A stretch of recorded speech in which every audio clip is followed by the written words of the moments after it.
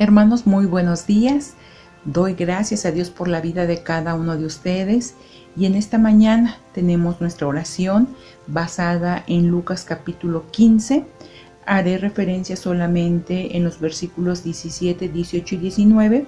La historia la conocemos, es el hijo pródigo. Dice así la palabra de nuestro Dios. Y volviéndose en sí, dijo: ¿Cuántos jornaleros en la casa de mi padre tienen abundancia de pan y yo aquí perezco de hambre? Me levantaré e iré a mi padre y le diré: Padre, he pecado contra el cielo y contra ti. Ya no soy digno de ser llamado tu hijo. Hazme como a uno de tus jornaleros. Todos, hermanos, por rebeldía o por inmadurez pasamos por esta etapa, el de ser hijos pródigos. Y lo importante de este proceso es que nos arrepintamos y regresemos a casa. Regresemos a nuestro Dios, que es quien nos perdona de todos nuestros pecados y quien nos espera con todo el amor. Vamos a orar. Amoroso Dios, cuántas gracias te damos, Señor, por la oportunidad que nos das de acercarnos a tu presencia. Gracias, Señor, porque como hijo pródigo, siempre nos esperas con los brazos abiertos, Señor, y tú como Padre amoroso estás preocupado, Señor, y atento a nuestras necesidades. Perdónanos, Señor, porque en nuestro proceso de inmadurez, en nuestro proceso de rebeldía, Señor, nos alejamos de ti y creemos, Señor, que en nuestras fuerzas podemos hacer las cosas cuando sabemos que es imposible. Hay una gran diferencia, Señor, entre vivir tomados de tu mano y vivir alejados de ti. Gracias, Señor, porque tú has dado a tu Hijo unigénito para morir por nosotros, Señor, para perdonarnos. Y en esta mañana, Señor, te suplico muy especialmente por aquellos que están viviendo esta etapa de hijo pródigo, Señor. Permite, Señor, que puedan reconocer sus pecados, sus fallas, y sobre todo, Señor, permite que ellos regresen a ti. Tú sabes, Señor, la falta que nos haces, y te suplicamos, Señor, que en esta mañana tú nos llenes de tu amor y permite, Señor, que podamos reconocer que sin ti nada podemos hacer. Ayuda, Señor, a todos aquellos que se encuentran alejados, que por alguna razón, Señor, no regresan a ti. Te suplico que los llenes de tu amor, que los llenes de tu misericordia, Señor, y que a través de las pruebas vean también el gran amor que tú nos tienes. Gracias, Señor, porque nos das inteligencia, Señor, y podemos discernir lo bueno y lo malo. Sé con cada uno de nosotros, Señor, y permite que podamos acercarnos a tu trono, Señor, porque sabemos que tú nos esperas. Todo te lo agradezco y te lo imploro en el nombre de tu Hijo amado Cristo Jesús. Amén. Buenos días. Muy buenos días a todos y todas. El Señor les bendiga, hermanos y hermanas en Cristo. Hoy, en este día 21 de nuestra jornada de 40 días de ayuno y de oración, el Señor, nuestro Dios, nos bendice con la capacidad de ser fortalecidos por su santa palabra, para lo cual vamos a ir a las Sagradas Escrituras y vamos a meditar en un texto muy interesante del Nuevo Testamento. Vamos a ir a la Epístola de Santiago, capítulo número 4, versículo 7. A partir de esa Sagrada Escritura vamos a meditar sobre este tema que lleva por título Es una guerra. Así que vamos a la Escritura para comenzar este tiempo devocional de reflexión. Y bueno, pues vamos ahora a nuestro Nuevo Testamento griego. Vamos a ir en búsqueda de nuestro pasaje bíblico en la Epístola de Santiago, capítulo 4, versículo 7. Conocemos este texto en la Reina Valera. Someteos pues a Dios, resistid al diablo y huirá de vosotros. Pero ahora tenemos aquí ya la oportunidad de ir al texto griego, Epístola de Jacobo, San Jacobo, conocemos como Santiago. Y vemos aquí el versículo 6 que ya nos está introduciendo, nos permite comprender estos imperativos importantes que el escritor sagrado tiene para comprender su texto. Y dice: hipotagete onto teo antistete teo diabolo que faustetai of imon. Ahí lo podemos ir leyendo y comprender que es lo que nuestra traducción al español más usual y otras tantas utilizan, ¿ya? La palabra de Dios para nuestra meditación.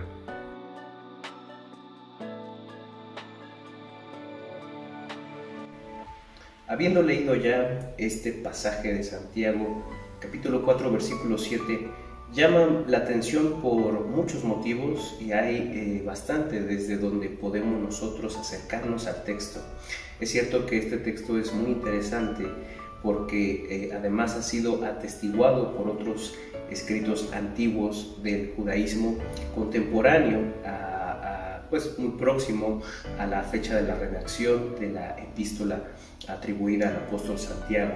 Es cierto que entonces comprendemos que la lucha contra el Belial, como le llamaba un grupo, una secta judía de aquel momento, un grupo de los esenios, del que se han encontrado algunos de sus escritos, documentos de su grupo religioso, muy afín por supuesto a uno de los judaísmos denominados del Segundo Templo de aquel entonces, donde ellos comprendían pues su vida cotidiana como una lucha cósmica precisamente contra Belial, el demonio, el diablo, y contra sus agentes, sus poderes. Entonces, desde ahí, pues otros también judaísmos han tomado parte. Hay un testimonio antiguo de un denominado apócrifo judío llamado el Testamento de los 12 patriarcas, que, bueno, incluso Samuel Wesley recomienda en algún momento a su hijo Juan a poder leer. Y bueno, esto es interesante porque llama la atención también cómo le acerca este consejo, que es a partir de ahí desde donde podemos conocer cómo es que comprendían la religiosidad algunos de estos grupos contemporáneos a el iniciado movimiento cristiano, la iglesia cristiana que está dando pues sus primeros pasos, que está comenzando y que aprovecha precisamente esta expresión donde se marca el sometimiento a Dios primero que nada, por supuesto esencial en cualquiera de los judaísmos, pero más importante que ellos en esta novedad que ofrece el Evangelio de la buena noticia en Cristo, donde Santiago, conocedor precisamente de que el Mesías, de que Cristo Jesús ha llegado para dar la redención y la salvación a su pueblo, es que entonces hoy podemos nosotros también con esa confianza tener la plena seguridad de que no hay otra manera para vencer los poderes del mal, para vencer los poderes de la muerte, del pecado, del diablo, de la maldad, que sometiéndonos a Dios. Es esencial, y de hecho si uno lee los versículos, el versículo que precede y el que viene después también del 7, podemos nosotros comprender que está en ese contexto enmarcando en donde pues si uno se acerca a Dios, puede el Señor acercarse a nosotros. Si uno en cambio se llena de soberbia y olvida lo importante que es la humildad, entonces el Señor dice ahí versículo 6, resiste. Está hablando de Dios, no está hablando de nosotros, sino de Dios mismo, que ahora se refiere a Él como alguien que resiste la soberbia y a quienes la practican. Y por el contrario, Él está acercándose y hace un llamado ahí en el versículo 8, acercaos a Dios y a Él se acercará a vosotros. Son muy dinámicos estas líneas directivas desde donde la carta de Santiago está hablando a la vida del creyente, a la vida cristiana, y hoy nos ofrece precisamente la oportunidad de comprender que resistir a Dios es lo peor que uno puede hacer. A Dios hay que sometérsele, es decir, hay que entregarle una vida en servicio, hay que entregarle una vida consagrada en esa búsqueda de tener una comunión constante con Él, en oración, por supuesto, en la vida devocional, en donde uno se puede someter al Señor reconociendo humildemente pues que de Él viene la vida, de Él somos y que a Él iremos en todo momento. Así que es muy, muy fundamental esta primera parte para luego comprender entonces que solamente a partir de la entrega, de la humildad delante del Señor, de nuestro Dios, es que podemos nosotros ahora sí poder resistir al diablo, a resistir al enemigo. Es importante en la teología wesleyana, en la dinámica del cristianismo más de corte oriental, comprender precisamente que en esta búsqueda de poder vencer los poderes del maligno, de poder vencer los poderes de la muerte, se necesita una sinergia que es fundamental. La sinergia es precisamente la complementación de la voluntad humana en esa libertad, en ese libre albedrío, en esa búsqueda que hoy cada uno puede hacer con plena decisión, con plena libertad, pero también apoyados y sobre todo del poder de Dios, ¿verdad? Una y otra parte se complementan para entonces lograr el objetivo que viene marcado ahí en el versículo 7. Quien se somete a Dios, quien entrega voluntariamente en ese reconocimiento al Señor, entonces podrá resistir al diablo. Sin ese sometimiento a Dios es imposible resistir al diablo, en el sentido en que el diablo y los poderes del maligno, los poderes del mal, pues ofrecen tentaciones que por nosotros mismos no podremos lograr vencer. La tentación, pues implícitamente viene en el versículo 6, la soberbia, pero podemos echar a volar nuestra imaginación sobre cuántas otras cosas pues hoy precisamente estamos quizás haciéndole frente, intentando combatir y que no podemos lograrlo, y que por más esfuerzos humanos que se han realizado y mucha voluntad y mucha determinación, no se logra si no es con la ayuda de Dios. Por supuesto, ambas cosas de la mano, porque claro que debe haber voluntad, porque claro que debe haber determinación y debe haber un actuar responsable, dinámico de nosotros, pero siempre en el reconocimiento de que sí es porque queremos resistir al enemigo, al diablo, a los agentes del mal, pero también porque el Señor es el que nos está respaldando, y con su ayuda es que podemos estar logrando ese resultado que al final está bien importante enmarcado en este texto. El diablo huirá de ustedes, dice. Bueno, entonces hay que someterse a Dios, la parte dinámica, hay que en nuestra libertad escogerlo a Él, hay que buscarlo en la humildad, hay que buscar de Él en nuestra vida devocional, nuestra vida cristiana, y a la vez, a la par, pues respaldados por su poder, resistir los poderes del mal, resistir los poderes diabólicos que hoy se ejecutan, sus tentaciones, y por el contrario, con el fortalecimiento del Espíritu de Dios en nosotros, viviendo en nuestro corazón, es que podremos salir victoriosos, y los poderes del mal, los poderes diabólicos, los poderes de la maldad saldrán corriendo, porque el poder de Dios, que es más grande, podrá pues precisamente empoderarnos, respaldarnos y darnos la victoria. Hermanos, creo que queda muy claro este pasaje, pero vamos a comprender también cómo lo han entendido, o al menos comentar muy brevemente nuestros hermanos Juan Carlos Wesley desde la tradición wesleyana. Por supuesto, hay elementos esenciales que podemos recuperar en nuestra vida devocional.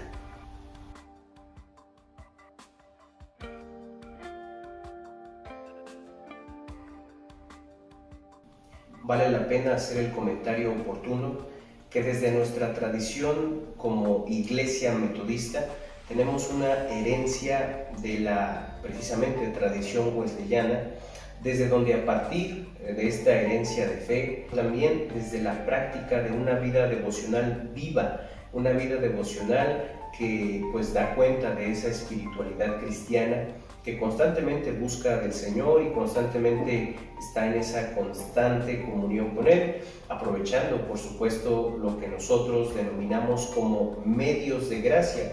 Hemos estado usándolos y echando mano de ellos en esta jornada. El ayuno, la oración, la reflexión bíblica es pues algunos de ellos, y podemos seguir haciéndolo desde precisamente el legado de nuestros hermanos en Cristo, Carlos y Juan Wesley, que a partir sí de sus himnos, de esa hermosa etnología, pero también a partir de su comentario, de sus comentarios a este texto bíblico de Santiago 4:7, desde donde nos dejan ver cómo ellos interpretaban a la luz de su conciencia cristiana este reto que lanzaban a los metodistas primitivos, y que hoy pues podemos recuperar para entender y asimilar cómo es que la tradición cristiana, sí de los hermanos Wesley o llamada wesleyana, pero sobre todo de la tradición cristiana enorme que tenemos como hijos de Dios la Iglesia se ha profundizado mucho sobre este pasaje, más o menos desde el siglo VII, podemos decirlo así, y con el énfasis importante de comprender que en el cristiano la humildad debe ser esencial.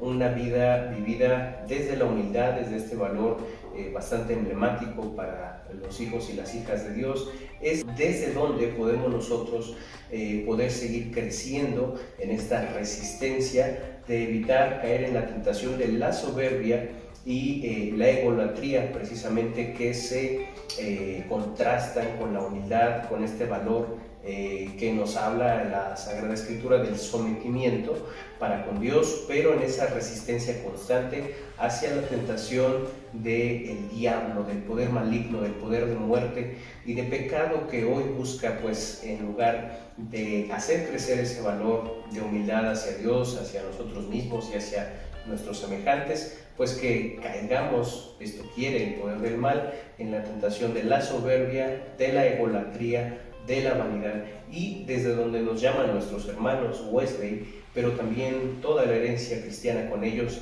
a poder resistir, pues bueno, pensando mucho en este valor de la humildad cristiana. Una oración eficaz, por supuesto, una vida devocional plena que busque la constante comunicación con su Señor, con su Dios, pero que esa espiritualidad nos enriquezca y nos haga crecer en el valor de la humildad. Desde ahí podemos nosotros entender y comprender cómo es que el legado de la tradición wesleyana y el legado de toda la tradición cristiana están bastante unidos en este énfasis hacia la humildad a partir de Santiago 4:7. Resistamos el poder del mal, resistamos el poder del diablo, haciendo pues este sometimiento voluntario al Señor de nuestra vida, siempre creciendo en este valor cristiano.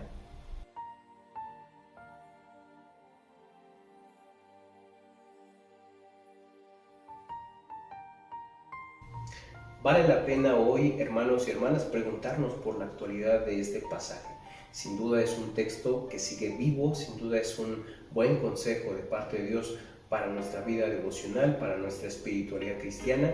Hemos hablado ya acerca de este reto, que a la vez es también pues un énfasis y también una invitación de Dios, por supuesto, pero de toda una tradición milenaria de la Iglesia de Cristo, que a través del Espíritu Santo ha sido alentada a poder seguir cuidando de su vida espiritual. Claro que sí, por supuesto que en un sometimiento, en una búsqueda de la humildad, en una búsqueda de un encuentro con Dios, de una sinergia importante donde la presencia real de Dios en nuestra vida nos dé la capacidad de afrontar pues bueno, la tentación, los poderes malignos del diablo, diabólicos, de la maldad, precisamente del pecado, desde donde podamos hacerle frente con la ayuda de Dios y podamos vencer. Por supuesto que esto es esencial de la vida cristiana y esencial de nuestra espiritualidad, pero también es importante hoy preguntarnos, además de esto, ¿a qué nos llama más también este versículo? Que es muy interesante precisamente por el tema de es una guerra, donde precisamente en estos tiempos contemporáneos vemos y escuchamos la triste noticia de la pérdida de vidas de miles de personas, cuando hoy sabemos a kilómetros quizá, y quizá por la distancia a veces no lo sintamos tanto, pero si somos cristianos y si el Espíritu de Dios vive en nosotros, tenemos empatía, tenemos la capacidad de solidarizarnos, la capacidad de sentir compasión, como el Señor Jesús tuvo compasión de nosotros, y poder escuchar esos gritos desgarradores, ese clamor que muchas madres, muchos padres, muchos hijos hoy están teniendo, pérdidas humanas que no deberían estar sucediendo, y que lamentablemente es ahí donde hoy podemos ver los poderes de la muerte, los poderes diabólicos, porque no hay ninguna otra palabra para poder referirnos a ellos. Cuando la ambición, cuando el poder, cuando lamentablemente en el nombre del honor se llama a la guerra y se justifica la pérdida humana y se dice, bueno, pues es algo que teníamos que hacer. La guerra, la pérdida humana, la muerte no tiene ninguna justificación y desde ningún sentido de la palabra del Señor se le puede justificar. Desde ahí nosotros como cristianos, hijos de Dios, estamos llamados a levantar un clamor. Si es una guerra, sí, está sucediendo una guerra en estos momentos y vidas humanas lamentablemente se están perdiendo. Y duele, entristece, incluso genera en nosotros un malestar, una inconformidad como hijos de Dios de saber que esto no puede estar pasando. Si hemos normalizado, si acaso hemos creído que esto es algo normal, cotidiano, que esto sucedió por mucho tiempo, que así son las cosas, que ya se había dicho en la Escritura que había de pasar, hemos perdido un valor esencial, hermanos, que es la capacidad de sentir, que es la capacidad de poder entender que esto no es normal, que esto no debería estar pasando y no debe seguir pasando. Por lo tanto, como hijos e hijas de Dios, pues un clamor que escuchamos nosotros ahora debe generar en nosotros una proclamación de inconformidad. No estamos conformes y lo que hacemos, pues sí, es orar, porque a kilómetros de distancia muchos de nosotros nos hemos preguntado qué podemos hacer, cómo podemos ayudar, cómo podemos contribuir a la paz. Pues bueno, realmente hoy podemos pensar que como cristianos tenemos un llamado hacia orar por la paz y a generarla en nuestros contextos locales, desde donde nos ha puesto Dios, con nuestras familias, con nuestras congregaciones, con nuestras iglesias, con nuestros vecinos, con las comunidades en donde nosotros estamos, hemos sido puestos por el Señor.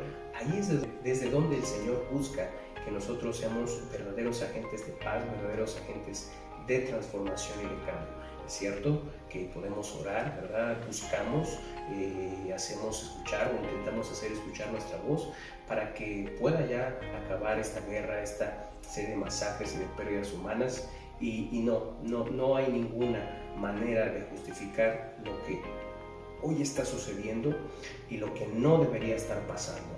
Si nosotros creemos firmemente en esta búsqueda de la resistencia a los poderes del mal, a los poderes del maligno, del demonio, del diablo que están hoy operando precisamente en esta búsqueda de que intentemos normalizar esto, que esto es algo que tenía que pasar, que esto es algo que debe pasar, jamás nosotros con el Espíritu de Dios podremos someternos a ese discurso, a esa justificación.